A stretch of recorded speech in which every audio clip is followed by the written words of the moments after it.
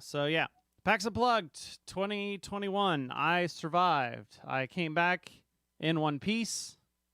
It's kind of getting worried there, especially with the whole like Omicron thing going on. So like I made sure I was all set to go. I got like boosted up, got the flu shot, and now the wife's sick upstairs, and I don't know if it's my fault or not, and I feel really bad.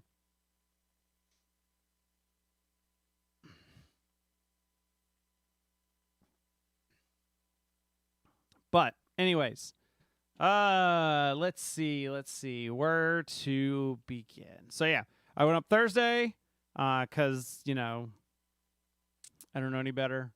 So stayed. I was gonna stay in a hotel, but things got all discombobulated, and I ended up having to get like an Airbnb. So basically, what I'm gonna do here is I've got a bunch of pictures that are gonna kind of help guide me a little bit and kind of talking about everything that happened, because I did take a lot of pictures both on my phone, and I took the nice. This was my first con with the new DSLR camera, so I was glad to show them off. So if you see any pictures that are not great, it's either A, because I took them on my phone and they were a rush, or B, it's because I suck as a photographer. So the answer is probably B. So what I've just got a whole bunch of pictures. I'm just going to talk about whatever. If anybody's got any questions about stuff, I don't mind stopping and clarifying something. So yeah, first thing, like here, you can already see it. What is this? This looked fine on my phone, but I just noticed when I brought it up here, there's like majorly distorted and stuff. This is the Airbnb I stayed at, and it's fine. It was just a little studio place thing. That's the first game. It was like it was kind of neat because it was like a random building that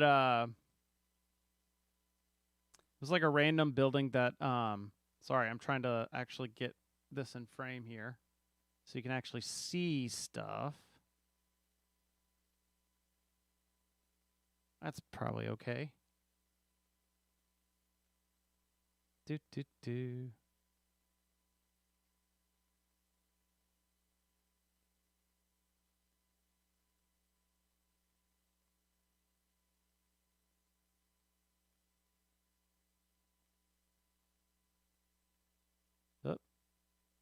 Oh no, my secrets, they're broken.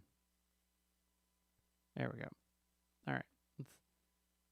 So you can actually see some of the stuff down here. So yeah, I stayed. It was a pretty nice room.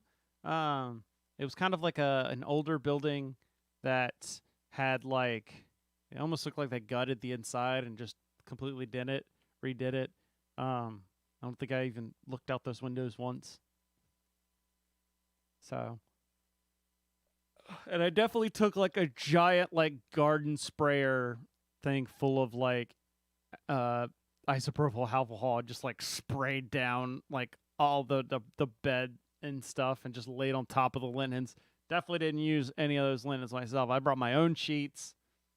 So yeah, we were kicking it, Corona style. Oh my gosh, I can't even talk about. Speaking of Corona, I can't even go into this first picture because stuff happened before I even got to this first picture. So, because I was going up and doing a lot of stuff by myself, I was trying to like be as conscious as I could as far as, it's right before Christmas, trying not to spend a whole lot of money. And so I'm throwing out, and I'm also remembering like all my con tricks and getting those back in the works. So, fun fact, if you ever go to a convention, parking in a downtown city sucks. Like, you're talking like, if you're lucky, $30 a day for parking. So if you're there like 4 days, that's, like $120 if you just do things by the math. That sucks. Don't do that. Don't ever do it. A, look at like your Parking Panda apps or your Best Parking. You can get a good deal there. Or B, do like what I like to do, which is go to the long-term lot at whatever airport's nearby, drop the car off there, and then if you've got like a couple of people where it's worth splitting the price of the Uber back, do that, or just use public transport, which Philly's great with because there's a high-speed train that goes straight from the airport right to downtown, literally underneath the convention center, which was, like 4 blocks away from my hotel. However, make sure you don't do what I do and assume that the long-term parking lot is open, because apparently the long-term parking lot at the Philadelphia International Airport is closed.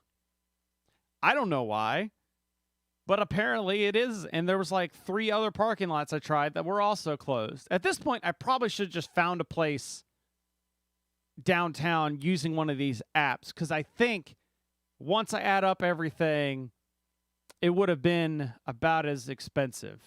So that's mistake number 1. That's what I should have done. Because normally long-term parking is like less than $10 a day, to where it makes it super cheap. But I found a place that was like $13 a day, but then they tacked on like a service fee, and I didn't like the one I went to because they're like, oh, we'll also bring you to the airport included. What they mean is we're going to charge you an airport fee to take you there and back. That's what they mean. So ended up, what was like $13 a day ended up being like $58 when all was said and done. So, and I'm babbling about a lot of this so that as people come in and whatnot. So bear with me a little bit there. Yeah. So, if you can't get the long-term parking under $10, just maybe use an app and park downtown somewhere. So but I didn't do that. I got back in. Luckily, I got back in around 6:30, grabbed a quick bite to eat because I was starving at this point. And then it was time there was a thing I wanted to go to, which was I saw on Twitter that Stephen Bonacore was teaming up with like This Game Is Broken to do a industry mixer. So this was supposed to be like, hey, there's a whole bunch of, it's been 2 years since we've had a really, decent con. I know a lot of people did go to Gen Con, but there was probably going to be a lot more people here than there was at Gen Con. Or I don't know. Maybe there was more influence. I don't know what the reason was. Maybe because PAX is a little bit more smaller and intimate kind of thing. Who knows? So they're like, hey, we'll get a bunch of content creators and media and influencer stuff. We'll get a bunch of industry people and, we'll mix. That was the idea. That's not what happened. And what happened is I go to the top of this hotel to find like the tiniest little conference room that is just slam packed. I should have taken a picture of this because this was ridiculous.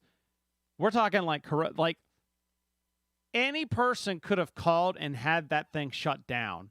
Somebody looked at me like I was going to do it. I'm like, no, I'm just stating a fact here that somebody could do this, because this was clearly like well outside any sort of like, oh, we're going to operate under 50% capacity for rooms. No, if anything, this was like 200% capacity. Whereas this tiny little conference room, and there's like 100 to 200 people trying to fit into this thing. And most of it was just like basically a line for free drinks. There was some people talking. If you didn't already know people there, I don't know how you would have found people, because there was just so many people. Like if you went into the room, you're like walking like this trying to get someplace. I think there were some people actually looking at games. I don't know how, because like you couldn't even hear anything in there. Like having it open was probably the worst idea ever. I think they should have capped it, and they should have like reserved like so many places for industry, so many places for new people. I don't know, charge $5-10 to restrict how many people actually show up. But yeah, apparently there was another one going on a little bit later. I didn't even bother with that. I spent like a total of 2 minutes in the actual room to realize I didn't want to do that. And I ended up spending most of the time out in the hallway in front, because that was like the overfill. and the, okay, everybody that's got anxiety about what's going on in the room, we're going to chill on the outside of the room. But the main reason I wanted to go was mostly to see, because it wasn't always very clear as to who was going to PAX. So I thought this was a good way of talking about, I'll flip it over to me. I thought this was a good way of figuring out like who was actually going to be there at PAX. You know, like which people did I know already? Which people have I like talked to online but have never met and physically in person, which that's weird.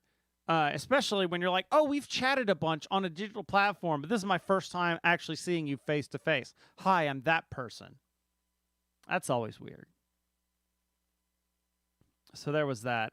But I ended up hanging out with Eric Yurko from What's Eric's Playing, and trying to figure out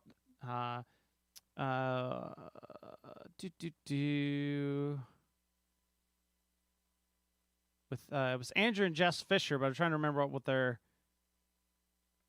Gameosity. There we go. That was it. I was just making sure I said it right. Gameosity. So that was where this came in. And Eric was like, hey, I want to show you a new roll and write. And I'm like, I'm always down for roll and writes. Sweet. Especially because this was also the first time I had a drink in like 2 years, because I was like, why not? I'm kicking it. So he brought out Nirvana. You can kind of see it back there. This is actually, it's made by a company. It's just called Korean Board Game. So this is probably not available yet. Maybe you might be able to get it online or import it from Essen, like people that do Essen stuff, maybe. But it's a roll and write. So there's 3 dice. Everybody has a little board like this. It kind of reminds me of the especially if you're a Diamond Club member, you know, from the Great Night podcast. That's what it kind of reminds me of. But so you've got all these little colorful filled in circles, and you'll see they're in sets of 3 because you have 3 dice. So everybody's going to roll them, and you're going to pick one of these sets of 3, and then you're going to fill in the numbers that you roll. So you can see like one of them's here is like 1, 4, 6, 2, 6, 5. So like whatever numbers you roll, you pick one set of 3, and you fill them in. You do have like 3 little gotchas where you can like adjust one of the numbers higher or lower. And you saw, like you can see here, I used only 1. So you go through the game filling out this board, and then there's these little arrows that have columns. So there's like, you get these columns too, you get to this little split, and then you have like up and down, and then it goes back to having full columns. And what these are is you're adding everything up because you're making cards. This isn't just a roll and write game. It's a roll and write and a ladder climbing game. Which, if you don't know what a ladder climbing game, I'm sure there's probably like popular examples, but I just know it as like somebody plays a 1, well then I have to play a 2, or somebody else then plays like a 5, and you keep going until somebody's out of cards. Or like, okay, somebody plays 2 3s, well I have to play a double, but I only have like a 1 and a 2, so I'm out. So, but then somebody else plays like 2 5s.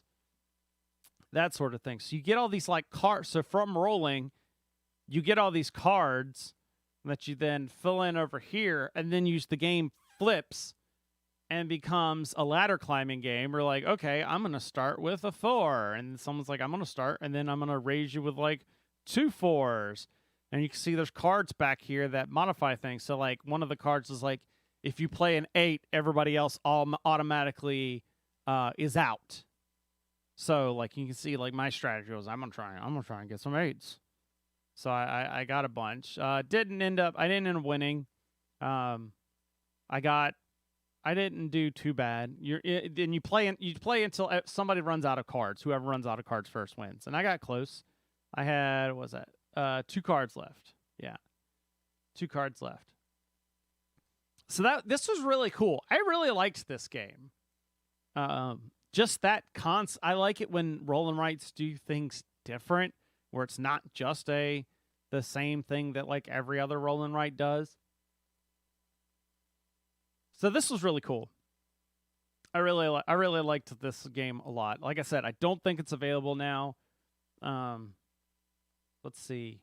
Does anybody Nirvana board game?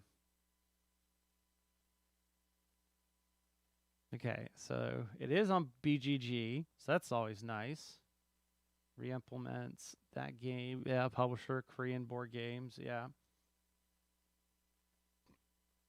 So yeah, I guess this isn't. It's not picked up by anybody yet. I don't think. Yeah, nothing. There's not a whole lot on the page. The page is very sprite. All right, what's next? Oh, this is the second game we played that game, which this is another Oink game. Scout. This is actually another ladder climbing game where the theme is just like you're trying to make the best circus troupe, but it's not really. It's about as thematic as you make it, because this is the only big thematic piece is that they've got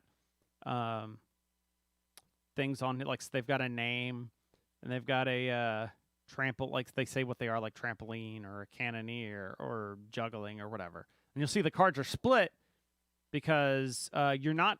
So when you get dealt your hand of cards, you can't reorder them at all. You just have them in the sequence that they are. So, like if you have 2 2s, but they're on opposite ends of your cards, it doesn't do you can't then play like a pair of 2s. You can only play them if they were like next to each other. But you could flip the hand upside down, and you can see the cards become something else completely. So that was kind of cool. It was neat. That was in a tiny box. It was nice and quick, except for one round when everybody had a pretty basic hand, so it went kind of forever. Nobody got out really soon. So other than that, but it did go pretty quickly. It was kind of neat. We were making fun of it because it's like, oh, I'm gonna play the Cannoneer twins and Natalie and somebody else. So they made it more thematic than it actually was, probably. But it's an Oink game. It's a small box game. It's probably really cheap. So here's the actual convention center. This is the convention hall as of about 9:45, 9:50. This was like 10, 15 minutes beforehand. That's why it's not like completely packed. The weird part is that this over this side, there's like a whole hall of the convention center that's not being used and was like very obviously not being used and was just blocked off. And so like I'm used to PAX being a very open kind of convention. So when I saw this, and especially when you get to like when all the people filled in, because the main door, like the quote unquote main door, was actually further down here, because this is like the expo hall. Further down back this way is then like the tournament spaces and the first look, and then even further back is like the game library. So like the queue line and stuff where they had all that was like here in the middle kind of area, and I think that's supposed to be like the main thing. But the problem is like if you've ever been to PAX, there's like a main entrance, and that's kind of like where you go in at. And this area here is kind of like if you keep going straight, that's where you come in at. So everybody was coming in down here, and it was this side of the convention center was just so slammed with people that I was starting to get a little worried. Now, by the time you got down to where like a lot of the big publishers are, it spread out into kind of what I was expecting more with PAX. But it was really weird because, like, if you go to something like Gen Con, it's usually like the more independent stuff that's down on this end is usually a lot freer. But they kind of compressed everybody on that side, and on this side it was a lot more open. So it was like slammed down here, and down this way it would have been it was fine. Which that kind of I wish they could have. I'm sure it was to save money, but it's like, come on, guys, did you really save? Nobody was using that. Did you really save that much money? You had the entire rest of the hall. Could we not just like open up that one section and pull this out a little bit, spread it out? So, yep, there was that. Let's see. Oh yeah, my first stop was the Warhammer booth, of course. I ended up meeting up with some friends. that went there. They spent like the entire weekend obsessed with this game, Furnace. This is an engine building game where you're literally building an engine. You can see you've got little auction stuff. This is by Arcane Wonders. So you've got an auction of a bunch of different cards, and everybody's got these 4 tokens. They're different sizes, and everybody's got a different player color. And you auction off cards, and you use them basically to get resources and convert those resources into other resources. It was a neat little game. We played 2 rounds super quick. I think it's supposed to be like a 4-round game.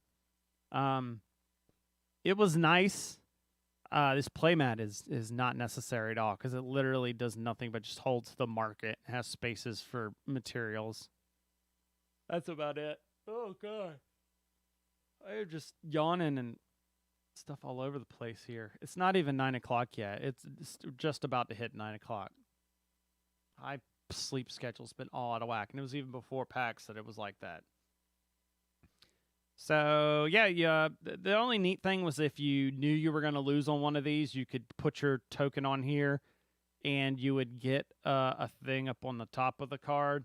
Like, you would just, like, get 2 coal, or, like, or get 2 iron, turn iron into oil, and depending on the number that you put on there, so even if you lost, if you put the 2 on there, you get 2 times this. That was kind of neat.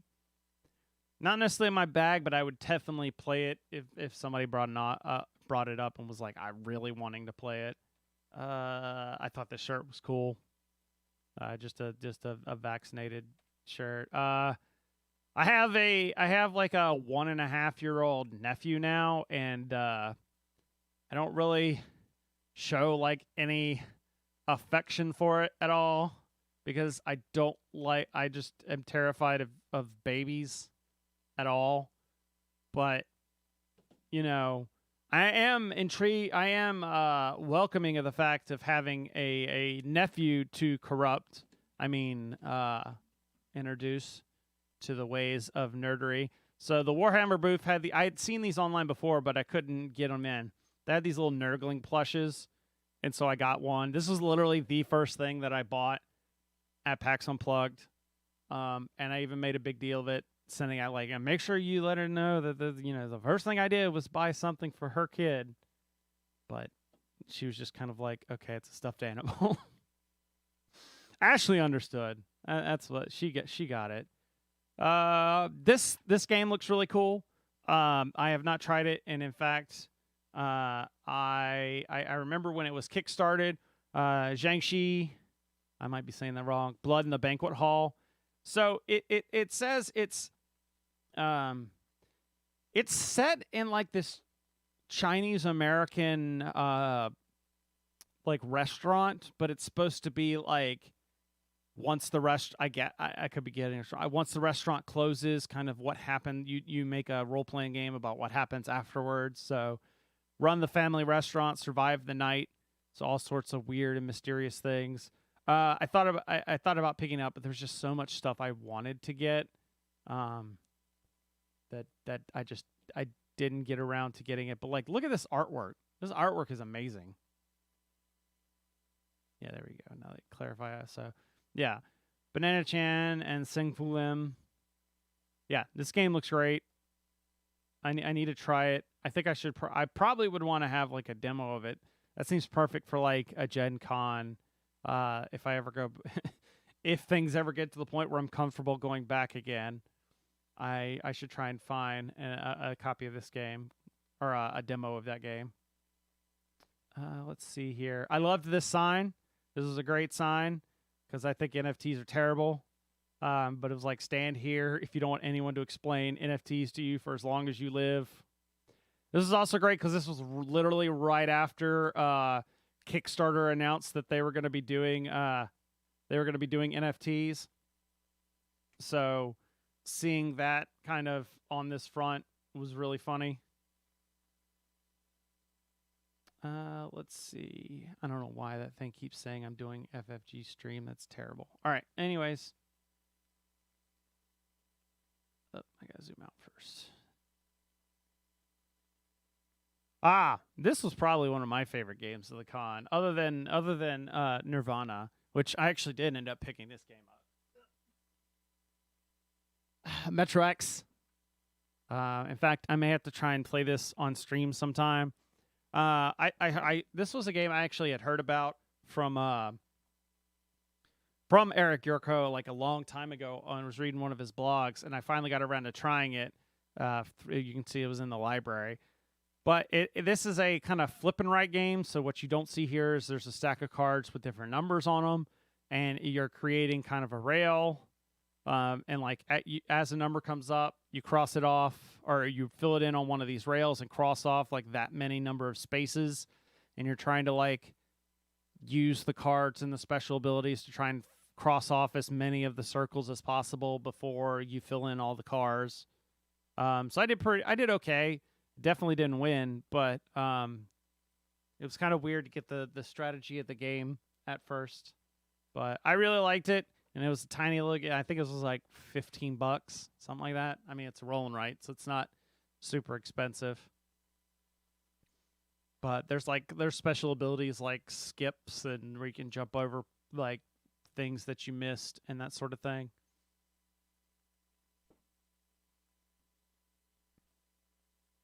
Later we ended up this. So one of the great things that PAX has is it has this first look area, which is games usually that are like from Essen, but it's usually like games that have released in the past 4 to 5 months. And they have a specific section where there's just those games laid out, and it's marked off so you can't like bring other games in to try and get those played. And there's usually even like enforcers have been trained on how to run the game. So if you're really stuck and need help, they can help you with it. This was a mind management.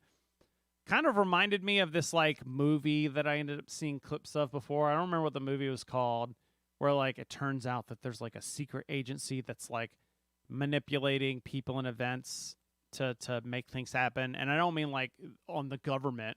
Hey Mike, how's it going?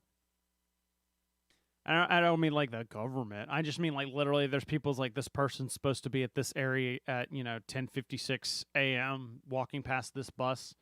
It was some movie, but this game kind of reminded me of it, where you're trying to like hire people for this organization, and you're a bunch of rogue agents trying to stop them from that.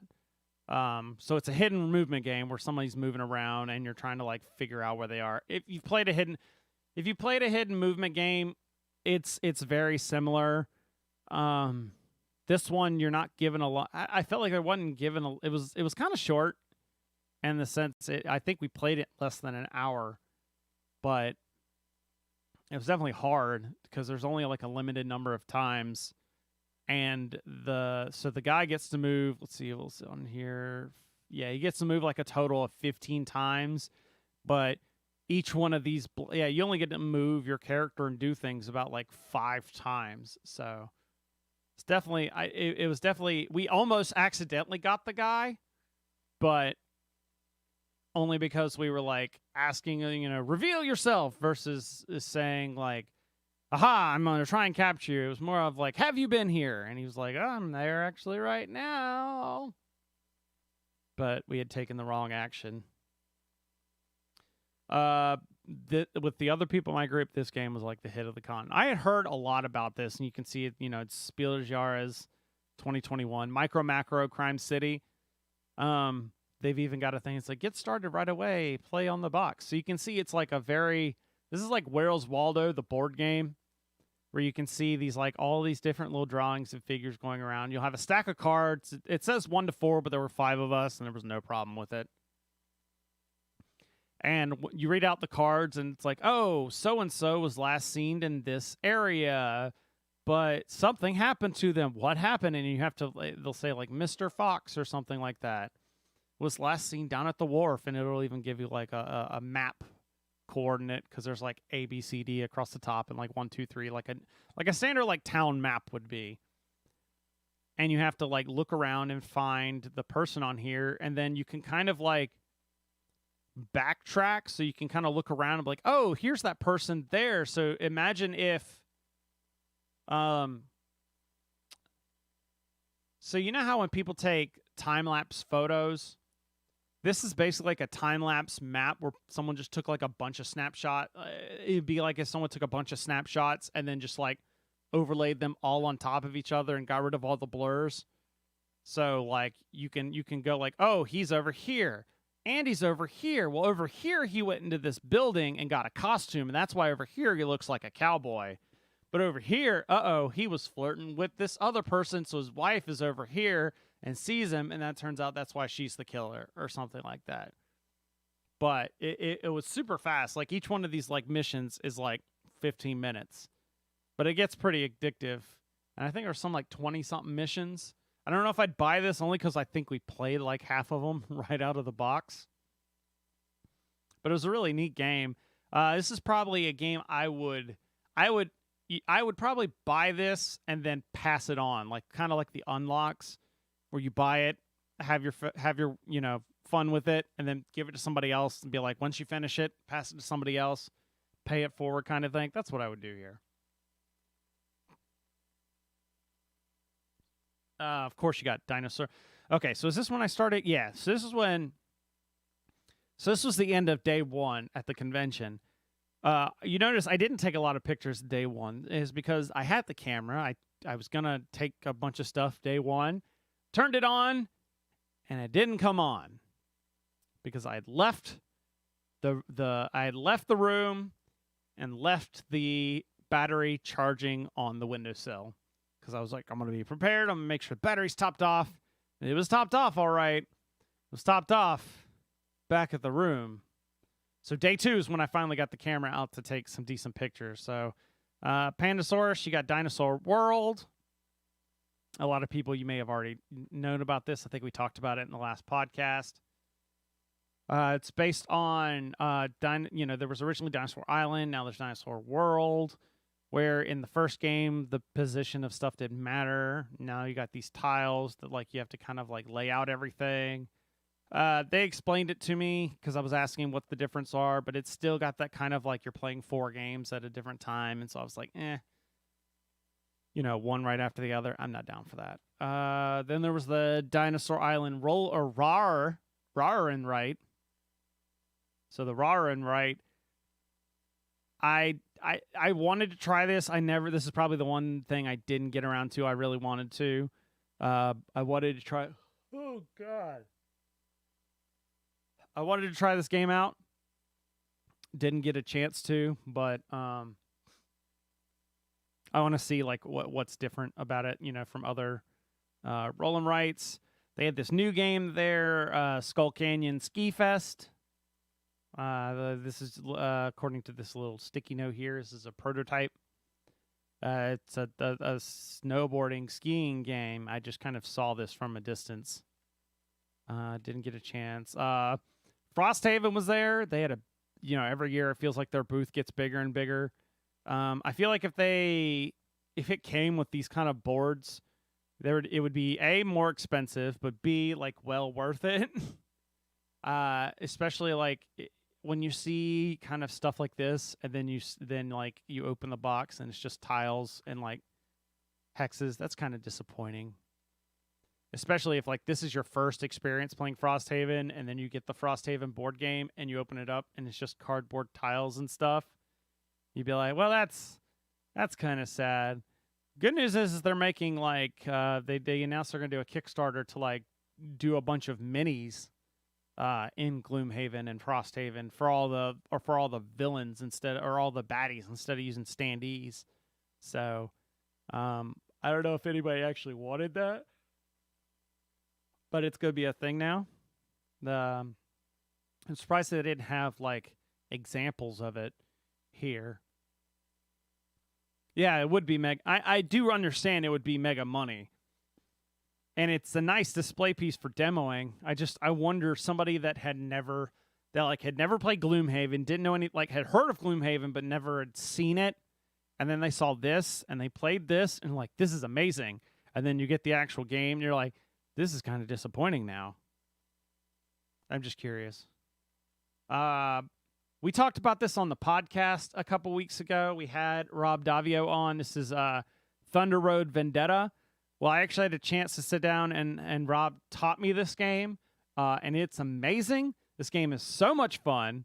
It's a racing game that you basically get to shoot the other cars. So if you grew up watching Mad Max, or if you played any of like the car wars that like Steve Jackson did, and you want that as like a simple board game, this is it. This is going to be kickstarted, and they had a Kickstarter, and then they canceled it because they had not shown it to anybody. This is literally the first time they had it at a convention where they had a prototype. So they're hoping that the next time around, that more people have been exposed to it, it'll do a lot better. So I think in middle of January is when they're supposed to be doing it. This game is great. Loved this game. There's another shot. Yeah, you actually get helicopters you can bring in to help shoot the other cars. And you can crash into other people, and you roll. There's a die here, and there's a direction die somewhere. Where you roll the die to determine if the top card or the bottom card gets into a crash or moves, and the other die tells you what direction that car moves. And if that car hits somebody else, then you roll again and again until the cars stop hitting each other. So you can cause all sorts of chain reactions, and I love it. More just restoration stuff. They had the Return to the Dark Tower there. I probably should have tried this out. I've seen it at like 3 different conventions. Oh yeah, if you like Gaslands, but if you want it in a more simplified but easy to teach to other people, because literally all it is you roll dice and you put them on your car, or you pick a card to move it, and then there's a board here with special abilities that you can activate. So it's a really, really easy to learn kind of game. We picked it up after like a turn of somebody playing. Caught one of the Brothers Murph here teaching one of their newer games, I guess, Key to the Kingdom. The Loop was there. A lot of people talking about. This was another game that was in my head of things I wanted to check out, but just the lines were always super busy at some of these. So there's a lot of games like I wanted to check out, but I just didn't feel like waiting in line to watch. You know, because like normally I will do all of that, but this was a very conventional. I'm like, I'm not wasting any time. I'm just gonna like cruise. I didn't schedule myself with a bunch of meetings. I just wanted to like hang out, just kind of passively take in the con and play a bunch of games. So you'll see later, we played a bunch of different stuff in the library. So that was more of my thing. I played a lot of stuff in the board game library. But some of the newer stuff like this, I didn't get a chance to play. But there's the Loop. Yeah, and there was also, here, That Time You Killed Me. I heard people talking about this as a great abstract kind of game that's supposed to involve like scenarios and loops. I heard some people talking about that. Was it Naveed and Monique from Before You Play were talking about this, and they loved it. Let's see what's next. Oh, this is actually from my game of Thunder Road Vendetta, because after this I went and actually got to try it. Yeah, there's another zoom in of the board. There's a better picture of my mecha. Sadly, I didn't actually buy any Warhammer stuff that was for me during this whole trip. It was like I've already bought a bunch of Warhammer stuff. I didn't actually buy a whole bunch of stuff regardless, but besides that, other than spending like $100 on pins, because that's a thing with PAX Unplugged, or PAXs in general. Except for 30 of those were for my daughter because they were Animal Crossing pins, and she loves Animal Crossing, so 30 of them was for her. The other stuff was for me. Of course, they were showing off the new Kill Team, which you'll see even later. They did this Kill Team Live kind of thing. Oh, that's Necrons. I know you can never have enough Warhammer, but it was like, it's not like, A, they didn't have any of the stuff I wanted for my Grey Knights, and B, it's not like there's a special deal or anything. So it's like, I could get this anywhere. I don't necessarily need to get it right now, although there was a deal. They had a, so you'll see me talk about it later. They had a Kill Team Live, which was Laser Tag, that was set up like this. Not without the fancy terrain. They had just kind of like generic barricades. But they had the laser guns that were fit. Like the orcs had guns that look these are all right. They didn't have them. These are Space Marines, but they had orc looking guns. and the las cannons that the Astra Militarum have on the box here. And they had a deal where it's like if you played, you got like $100 off, which that's a lot for a Games Workshop discount. Taking a $200 box and dropping it down to $100, they really were trying to push this thing hard, and I think they ended up selling out. So that's good. This is one I kind of walked by and saw. I think this is from the Tim Fowers booth, like the people that do Burgle Brothers. It was called Sabotage, but it reminded me a lot of like Battleship. Like there's people on one side, people on the other, and trying to like figure out stuff. I know nothing about what this game's about. It just the presentation of it looked really cool. Puzzles. Everybody had a puzzle this year. You could tell that. Like Gloomhaven had a puzzle. Like there was every booth took like the artwork from their games and made it into a puzzle. Because why not? Because they were selling. It's just something that's just weird. Just because 2 years ago, pre-pandemic, I would have never thought that would have sold. But obviously, it makes sense in this kind of pandemic world we're in now. Let's see. Cosmos had this Robin Hood game that looked really neat. A lot of the big podcasters have been talking about this Anno 1800 by Martin Wallace. Not my type of game, but I knew everybody had been taking I took a lot of pictures of just anything I thought looked interesting or I thought other people might think were cool just because, thinking like, oh, this will go out on Twitter. Somebody might be like, ooh, that game looks cool. Fort. I literally tried this game for the first time right before the convention, like the Monday before. And I was like, because they got the Cats and Dogs expansion out now. And you know me, I love some kitties. So I knew I was gonna try it, but they sold out before I could get it. But I think they might be sending me a review copy of it. But regardless, this game's really cool. I love the theme of it. It's a deck building game with a twist because it's a deck building game for a twist because if there's cards you don't end up using, there's a potential for other people to take them. Any news about horrified American monsters? I don't think Ravensburger was actually at this convention. I could be wrong. I don't remember seeing their booth. It could have. I could have. There were a couple people that I was expecting there that I didn't see. Like who else? Like Asmodee wasn't there, of course, but I kind of figured that. But like Renegade Games wasn't there. I was kind of hoping they were there so I could ask them about a few things. Who else wasn't there? There was not as many like third-party stuff there, like some of the standard kind of things like Meeple Source, and then of course Broken Token wasn't there, but that kind of makes sense. Like a lot of the people that make accessories, there were some there, and there were some new people there, and there were some of the classics like Wormwood. I think you'll see a Wormwood picture here soon. But it was kind of weird. Not some of those people that you're used to seeing at like every single con didn't see this time. Haven't seen a Target yet. It was supposed to come out in October. Well, I mean, I would imagine it's probably on a boat somewhere if it's not out in stores, because I know there was some stuff going on where they were not able to hit releases. I'm actually checking my Target to see if it's available.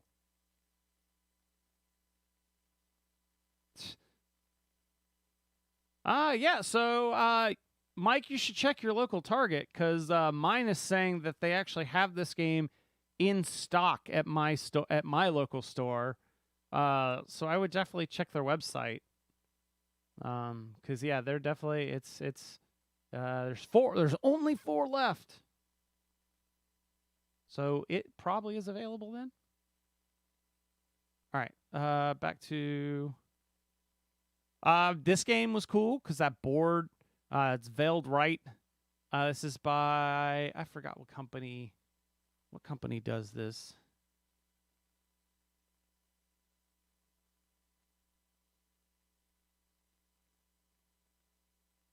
IV Studios. Does that make sense? Yeah, IV Games. What caught my eye was the board, because this thing is like, the size of like, if you imagine like an extra large pizza at a like a mom and pop shop, that's what this board size is. Kind of reminded me, because back in the other game section there was like crokinole boards, and that's what about the size of a crokinole board. At least that's what it looked like from afar.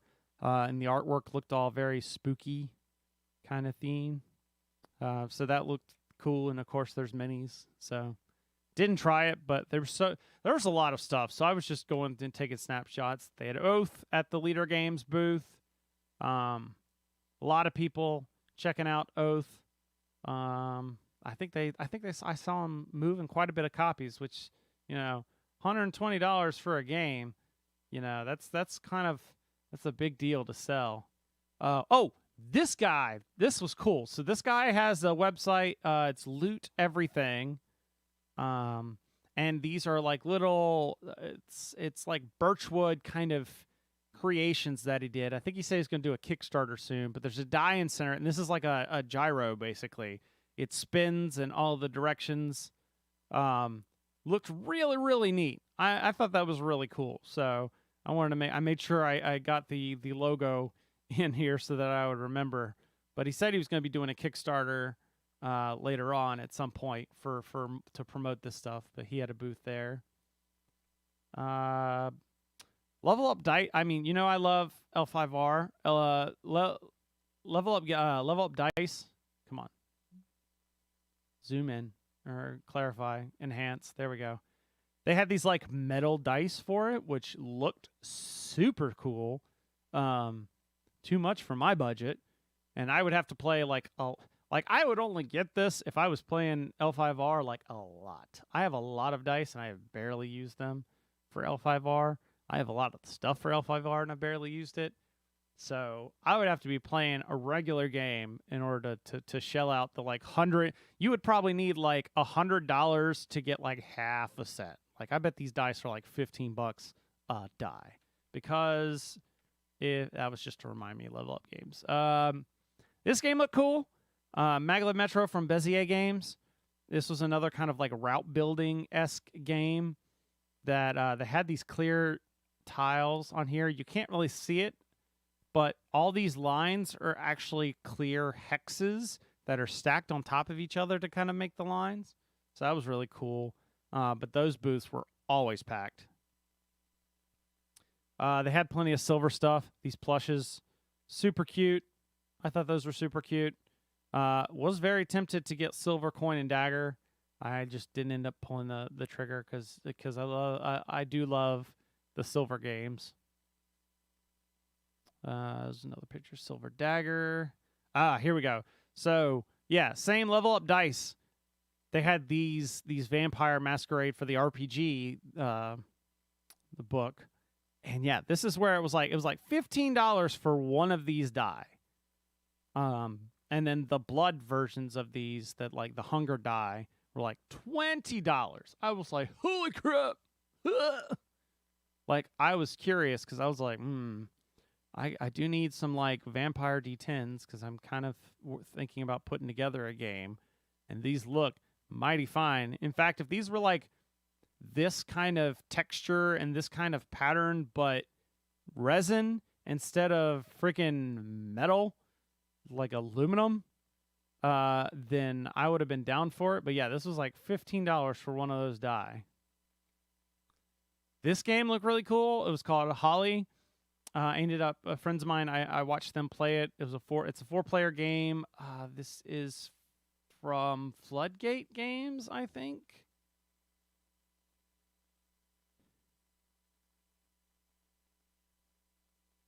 It's Holly Festival of Colors. Floodgate Games. Okay, I got that right.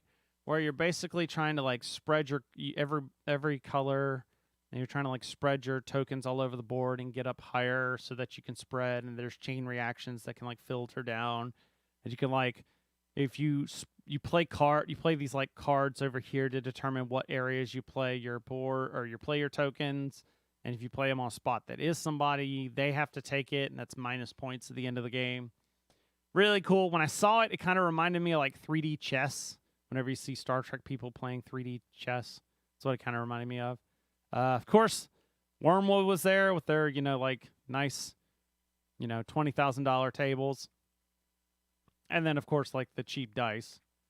I passed by the Roxley booth several times, and every time several times I wanted to sit down and play a Radlands, though they just seem like one of those 1v1 kind of games that it's the same reason I don't play Dice Throne. It seems like a game I would like, but I just don't get a lot of those 1v1 kind of competitive games in very more. Like I was talking with someone that the Plaid Hat Games booth, because they were talking about Ashes Reborn, and I love Ashes, but I'm just not getting it played. Although I know people that would play if I just said yes, they would play. So, but the artwork in this looks amazing, and there was like 3 different versions, and I was like, I wish there had been like a breakdown of what the different versions are. Then they had the Marvel dice thrown here, so you got Scarlet Witch and Miles Morales Spider-Man. So if you're a fan of Dice Throne, it's the same thing but Marvel. Plaid Hat had Familiar Tales out. I think they're doing a pre-order of this in Q1 or soon, I think. Where you're a bunch of wizard familiars that have to like help this kid grow up. It's another one of those storybook style games. This game looked really neat. It was called Madara. It had dice. It had minis. It had cool looking cards and boards. But the price of it was like $280, $300 and something dollars. And so I was like, it ain't that nice. Like, this looked like someone that was aiming for that Kingdom Death Monster kind of niche. And I don't know, that may have been like, oh, you get everything with this price. But still, that's like saying, oh, you could just buy these dice for $30. But if you want everything, it's like $300. Yeah, some more. They had like the spiral bound books and a large price tag. Yeah. This was really cool. They had these little ships that are like plastic pieces that snap together, like little Lego model type things. But then there was also like an actual game that went with it.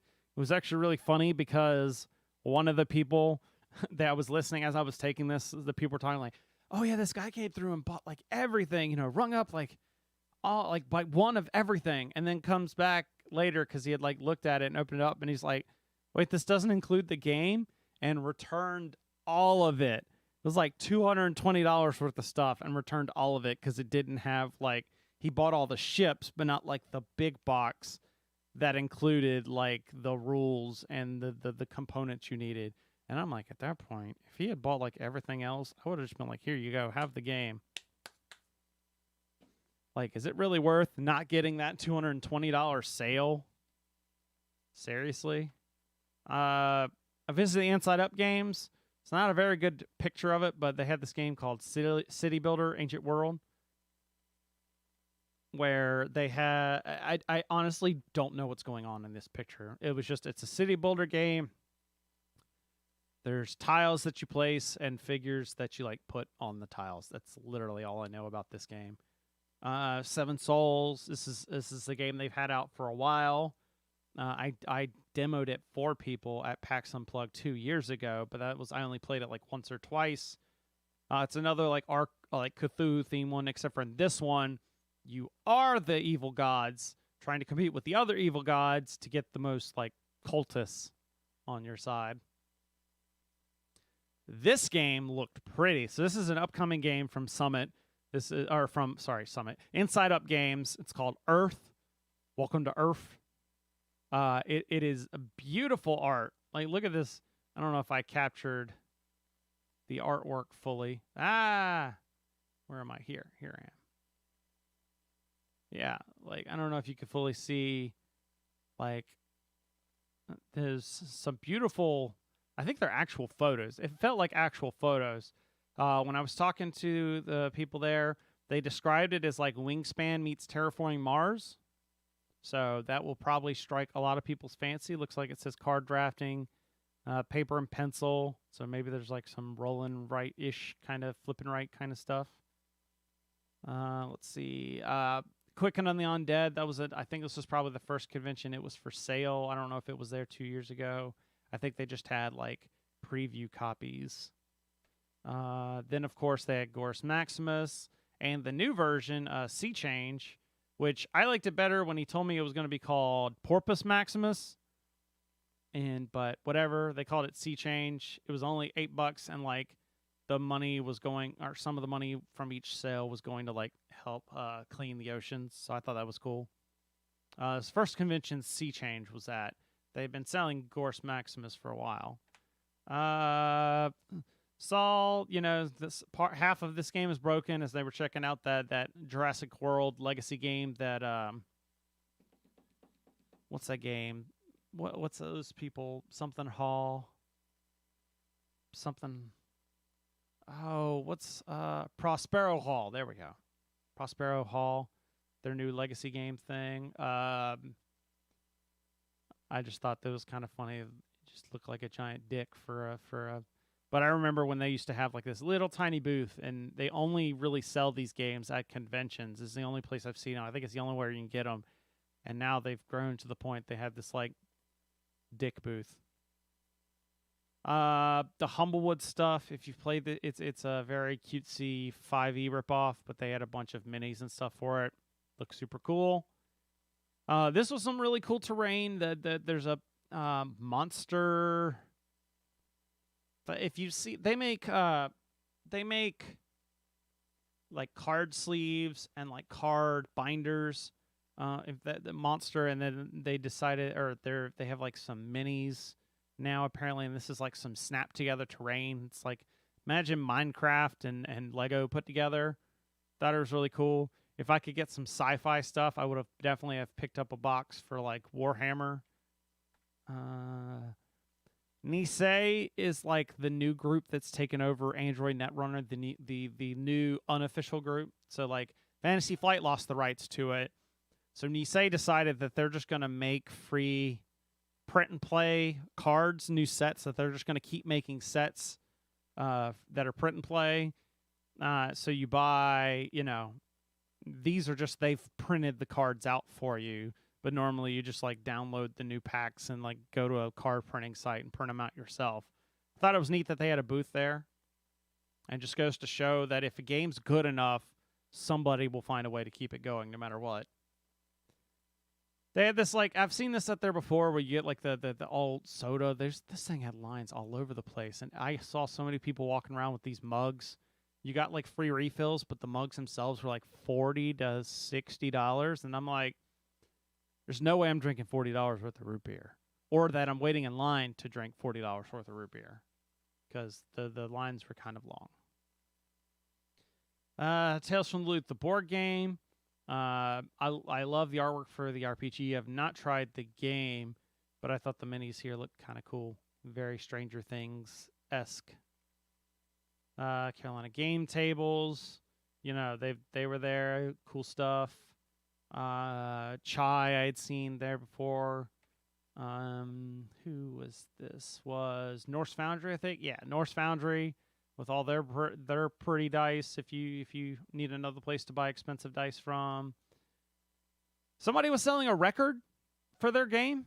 I'm assuming it's like a add-on. Yeah, it's like maybe it's like a read-along or an adventure that gets read to you, but it was on a vinyl, which was really weird, but it definitely stuck out. I definitely stopped and was like, "What is that?"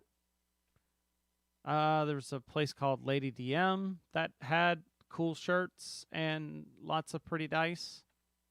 Definitely stopped by the Thunderworks booth. They had $90 for a $90. You could get the complete Cartographer's bundle. So it had the deluxe edition of the collector's edition box that has like heroes and all the expansion stuff. You got the play mat. You got the base game or cartographers and the little mini expansion. I just thought it was ridiculous that, like, what started off as this tiny like roll and write is now this like huge price tag thing. This was their new game that they had, Cape May. It's kind of like a city builder game that takes place in this real town in New Jersey, apparently. Artwork looks cool. It has these little cool Victorian style you can't really see them here, but the Victorian style houses. And then like a full up board, and of course they had role player adventures there, which was super popular. Yeah, so there's this was actually my friends playing Holly. They saw cartographers and they're like, oh, so we're getting into like the stuff I actually played. So I played cartographers again. It was great. Here's my board. I think I won with like 49 points. Just the base game, because I didn't get my set of cartographers until I got back from PAX Unplugged, because it never got sent out apparently until I sent them emails like, hey, I never got my stuff. And they're like, yeah, you never did, because the quartermaster never sent it out. So that's weird, huh? So we picked up this at the library, and I showed them how to play. Always fun. Yeah, now we get into so now we got the Warhammer Kill Team. So this is, I had seen this before going to PAX Unplugged, that they were going to be doing this at Adepticon. It was going to be called Kill Team Live. So when we were playing games and I saw there was something and some roaring going on in the back there, and I saw Kill Team Live, I was like, oh my gosh, I have to play this. This is Warhammer Laser Tag. So you can see here, this is like, they've really made their guns to look like the las cannons from the Astra Militarum. The orc guns were like shorter but bulkier, and they shot less but did more. They shot less but did more damage per hit. The orcs were also tougher and hard to kill, but the Astra Militarum were faster and had more ammo and also reloaded faster. I got Jimmy, who's been on the show before, and his friend Patrick. We all were the Astra Militarum with a couple other people. We nailed it and did awesome because, we were playing with a bunch of kids. But they grouped up first, all right? We joined up afterwards, so they saw us and were like, we're all going to join up against you. But they were more focused on shooting people, and we were more focused on the objectives. So there was like one time the dude was standing at the objective point, shooting. He had like shot the thing to turn it his color and then was still shooting us. And I shot the thing to turn it my color. So he's standing above it, shooting, not realizing that he's defending a point that's no longer his. So that was fun. That was just, there was a cool place nearby that I potentially almost went to, and it was open light. A friend of ours wanted to play this. Your friend is sad. I didn't like this game. It was very random and chaotic. Like the artwork's great. I like the artwork. It's very cute. But it was basically it's like a set collection. You're trying to get the right number of cards to play these. But these life cards could basically royally flip the game one way or another, and I didn't like that because it seemed like I was getting hit one after another with people playing them and taking all my cards, so that there was no way I could get any of these cards. So that was Ashley cropped that pick. This is one that we saw on the floor, and they wanted to try it, and it took them forever to actually get it, to find it in the library, because apparently they sold out. It's like First Frog Games, First Frog Games, called Get Off My Land. So it's a farming kind of engine-ish building game where you're buying places and expanding area control, kind of expanding your territory and fencing off your area, and then each season things will mature and you'll get income, and you're trying to have the most points, and you can play these cards to move other players' fences around to like let out their animals or to maybe move in on their territory. It was okay. They loved it a whole bunch. They played it like 2 or 3 more times over the weekend. I thought it was okay. I'd play it again. it was also one of those. It was kind of stressful because like I felt like at any time I was just waiting for the other shoe to drop and someone to like move in and destroy all my stuff that I've been working on the entire game. Is that the last pick? Is that the last one? So yeah, so there you go. That was PAX Unplugged. Highlights of the con for me: being able to go to a con again. Also playing Nirvana, that was fun. Playing Metro X, that was fun. And getting that, just being able to see people again.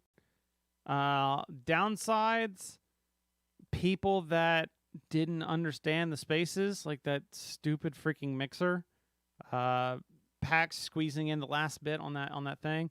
Also, PAX continues to be, they're great at communication for a lot of other things. Like their enforcers are well trained, the best in like their enforcers. That's something that the rest of conventions need to get a deal on, because the way that they have their enforcers run things, and they're always roaming around and freely available and know just anything and are always willing to help.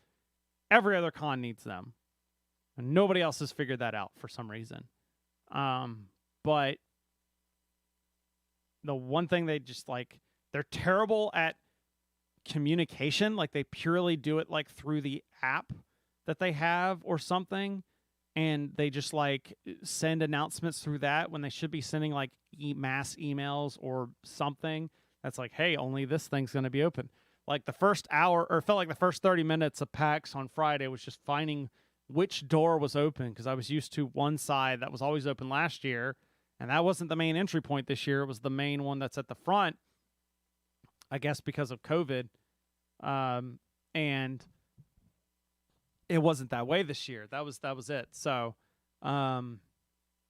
that's something I'm surprised after doing 4 different conventions that PAX hasn't figured out how to actually let people know where the entrances are, because it seems like it changes every single time. And I know they have to be specific because, you know, they like to do metal detectors, and this year they had the vaccine stuff, but like, come on. They're you know, this isn't hard. We figured it out. So there you go. That's all I've got, unless other people have questions. I just wanted to do, I'm not going to get this detailed on, I'll do like bits and pieces of this on the next podcast. So I wanted to have a place I could go into detail and show off the photos. This video will be up on Facebook. I'll probably clip it. I may clip it down a little bit. But hopefully y'all enjoyed this. I think I'm going to try and do some more smaller streams like this every now and then. Maybe play games like Roll and Rights that you could easily play over a stream. I've got some ideas for like doing painting streams where I can just kind of paint and people can chat. Whatever. If you've got any ideas, feedback@boardsandswords.com or at Boards and Swords Twitter. Facebook.com/boardsandSwordsPod, and you know, you can find me. Yeah, I do want to do a paint and chat. That is something I definitely want to do, especially because it's like, if I'm painting, might as well just like hit the go live button, and then I can just still paint. I moved all my painting stuff around, so it's out of the side room and over on the game table, so I could literally just, all I gotta do is turn the camera around and focus it on the table, and then bring another camera in so you can see what I'm painting. So thanks, Mike, for chatting. And thanks everybody else that's been hanging along. I'm going to head out now. So thank y'all for watching, and I will see you next time.